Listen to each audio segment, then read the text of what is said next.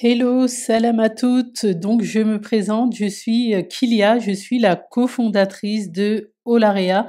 Donc, c'est une entreprise que j'ai cofondée avec mon époux et on travaille ensemble donc au sein de cette entreprise. Donc, aujourd'hui, le but de mon intervention, c'est de te donner des cartes, des conseils, mes astuces, tout ce que l'on applique au quotidien, mon époux et moi, pour travailler en couple sereinement. Donc, travailler en couple, il faut savoir, dans un premier temps, que ce n'est pas forcément fait pour tout le monde. Euh, Certains en rêvent, certes, et se sentent bien. Alors, dans ce cas-là, pourquoi ne pas essayer? C'est vraiment le but de cette intervention, c'est d'aider et de guider donc les personnes qui ont ce souhait et de les aider à faire en sorte que ça soit finalement une force pour leur entreprise, donc de travailler en couple. Alors, je vais essayer de structurer tout ça et de vous donner donc les conseils tirés de mon expérience, savoir que ça fait plus de 10 ans que l'on travaille ensemble.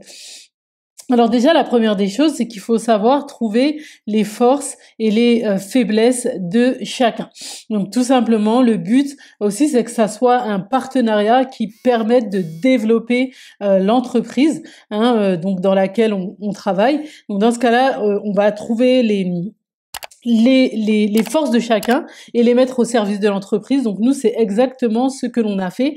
Moi, aujourd'hui, je suis spécialisée dans tout ce qui concerne la mode.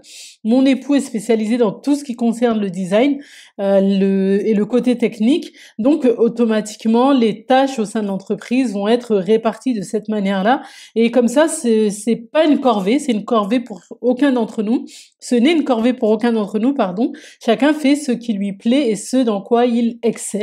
Euh, Tout simplement, donc c'est aussi un avantage du coup parce que ça nous permet aussi de faire beaucoup d'économies sur donc certains aspects de l'entreprise. Donc, trouver les forces et les faiblesses de chacun, les faiblesses aussi les identifier afin que justement en fait ça soit pas des tâches sur lesquelles on soit assigné ou ce soit pas des choses que l'on fasse parce que c'est pareil, on va se lasser, ça peut devenir un fardeau et le fait de travailler en couple quand il y a des choses qui vont pas aller, forcément ça peut aussi empiéter un peu sur le couple et ça on va en parler après dans un des points suivants, voir comment on va pouvoir faire pour trouver un équilibre et pour ne pas justement voilà avoir un peu que le travail n'empiète pas sur la vie de couple et de famille, tout simplement. Donc je le disais, trouver les forces et les faiblesses pour être épanoui dans ce que l'on fait et pour avoir plaisir à travailler ensemble, donc tout simplement. Donc, un des deuxièmes points que je voulais aborder, c'est le fait qu'il faut, je pense que ça va être un basique, séparer le travail et le privé.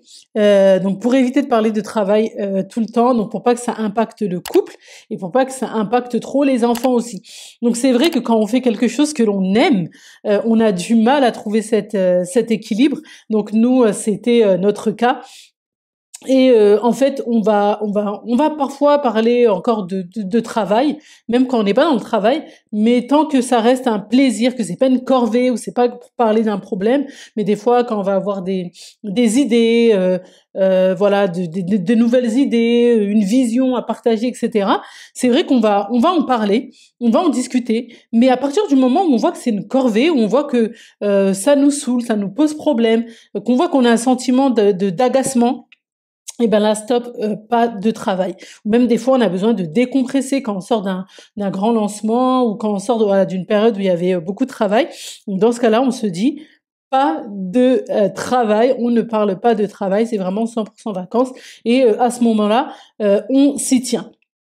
Le but, en fait, c'est de qu'il y ait une harmonie qui nous permette, en fait, de savoir à quel moment, de savoir jauger, de savoir bon là, on peut parler travail en fait, même si on est dans le privé entre guillemets. Et là non, stop, c'est fini. C'est pas forcément une chose qu'on arrive à un équilibre qu'on arrive à trouver dès le départ, mais c'est quelque chose qui vient avec le temps. Donc ça, voilà, c'était le deuxième point. Donc au niveau du troisième point, je voulais parler quand même des avantages qui a à travailler en couple. Donc c'est pour l'organisation familiale de manière générale. C'est vrai que quand, par exemple, la maman est à la maison, le papa part travailler, la maman reste à la maison, elle n'a pas forcément conscience de ce qui se passe à l'extérieur, elle n'a pas forcément conscience, même si on le sait, mais quand on ne vit pas les choses, ce n'est pas pareil, elle n'a pas forcément conscience de la charge de travail de son mari à l'extérieur. Donc, peut-être que quand il va rentrer très fatigué ou très agacé, certes, on comprend, mais voilà. C'est vrai que quand on vit pas les choses, c'est pas pareil. Et vice versa. Quand le papa va rentrer, qu'il a laissé peut-être la maman à la maison toute la journée, il va peut-être pas avoir conscience du travail que c'est de rester à la maison, de s'occuper du foyer. Peut-être aussi, elle a une entreprise en même temps, bah, de gérer son entreprise. Et c'est vrai qu'un des avantages au fait de travailler en couple, c'est qu'on est ensemble. Donc on est conscient et on voit en fait la charge de travail que l'autre a et on est beaucoup plus compréhensible. On va plus facilement trouver une organisation pour s'arranger. Donc moi par exemple, lorsque j'ai des cours en direct à donner, donc mon mari va prendre le relais quand il a des cours à donner ou quand il a un travail à faire, donc je sais que voilà, je vais prendre le relais. Ça ne veut pas dire que si le mari travaille à l'extérieur ou la femme travaille à l'extérieur, ça ne va pas être fait, mais c'est vrai que quand on vit les choses ensemble et qu'on en a plus conscience, donc on réussit plus facilement à s'organiser. Donc nous, c'est vraiment de cette manière-là qu'on s'organise. On réajuste au fur et à mesure du temps. C'est-à-dire que c'est pas une organisation qui va se trouver dès le début. Ça vient avec le temps. Comme toute chose, ça vient vraiment avec le temps. Mais il y a de gros avantages au fait de travailler en couple. Donc un des autres avantages, c'est vraiment dans le sens où on peut organiser notre emploi du temps et du coup la vie de famille autour de notre travail. Donc, par exemple, on va pouvoir prendre des vacances en même temps. C'est vrai que quand on travaille dans des entreprises différentes ou quoi, on n'a pas forcément cette possibilité de prendre ses vacances en même temps ou du moins aussi facilement.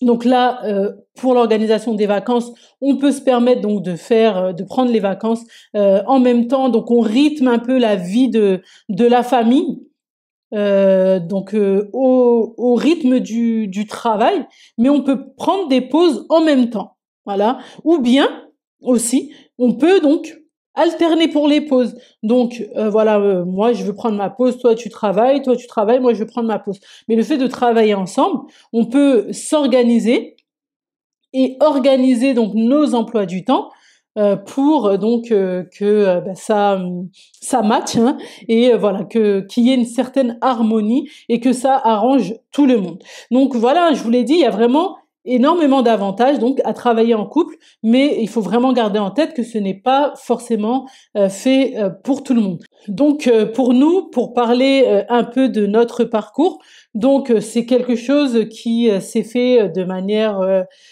automatique, ça n'a pas du tout été réfléchi. Donc j'ai commencé par lancer l'entreprise qui a pris de plus en plus d'ampleur. Donc mon époux m'aidait déjà dans toute la partie technique. Et avec le temps, il a pris beaucoup de plaisir à travailler dans l'entreprise. Il a vu qu'elle était énormément prometteuse et puis voilà, ça lui plaisait. Donc il a décidé de quitter de laisser son activité pour se consacrer pleinement à l'entreprise. Donc aujourd'hui, pour nous, c'est du positif et c'est pour ça que je voulais partager mes conseils et mes astuces, donc mon organisation avec les femmes qui ont soit ce projet en tête, soit qui se posent la question, mais qui ont peur de sauter le pas, par peur, voilà, de ne pas savoir un peu comment ça se passe, parce que c'est vrai que c'est pas classique, c'est atypique, c'est pas une chose que l'on rencontre, un cas qu'on le rencontre souvent, donc le fait de travailler avec son époux. Donc voilà, énormément d'avantages. Donc il peut aussi y avoir des inconvénients. C'est pour ça que je le disais, il faut réussir à trouver un équilibre et vraiment séparer le travail et le privé. Donc ne pas prendre mal si l'époux ou l'épouse voilà fait une remarque dans ce qui concerne le travail parce que c'est pour avancer. Là dans ce cas-là, on est des collègues et on est là pour s'aider à avancer et pour faire évoluer l'entreprise et c'est vraiment comme ça qu'il faut l'avoir en tête. Par contre voilà quand on a des remarques dans le privé, voilà c'est vraiment des choses à séparer. Donc voilà pour ma petite expérience donc pour le travail en couple et surtout pour mes conseils pour travailler sereinement lorsque l'on travaille en couple.